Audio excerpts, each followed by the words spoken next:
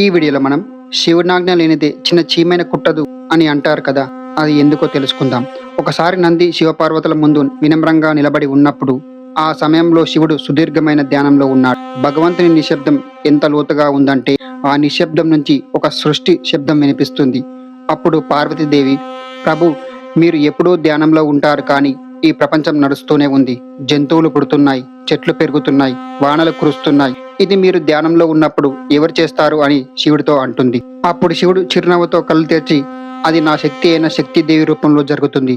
నేను నిశ్శబ్దంగా ఉన్నా నా ఆజ్ఞ లేకుండా ఏ అణువు కూడా కదలదు అని పార్వతీదేవితో చెప్పగానే అంతలో ఒక చిన్న చీమ నేల మీద పరిగెత్తుతుంది.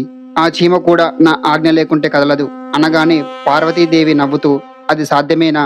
చిన్న చీమ కదలడానికి నీ ఆజ్ఞ ఎందుకు కావాలి స్వామి అని అడుగుతుంది. శివుడు, చూడు, ఆ చీమ నోటిలో ధాన్యం గింజ ఉంది.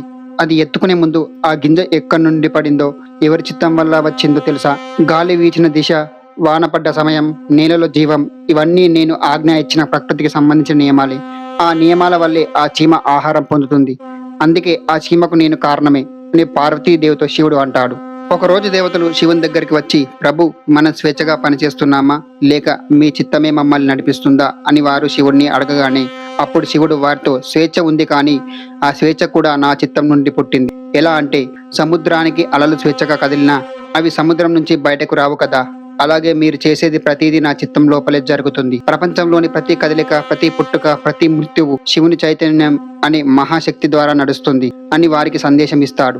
మనం అనిపించే యాదృచ్ఛికం కూడా అసలు చూస్తే అది శివుని సూత్రంలోనే నడుస్తున్న భాగం. శివుడు కేవలం విధ్వంసుడు కాదు, ఆయననే సృష్టి, స్థితి, లయ అనే 3 తత్వాల మూలం.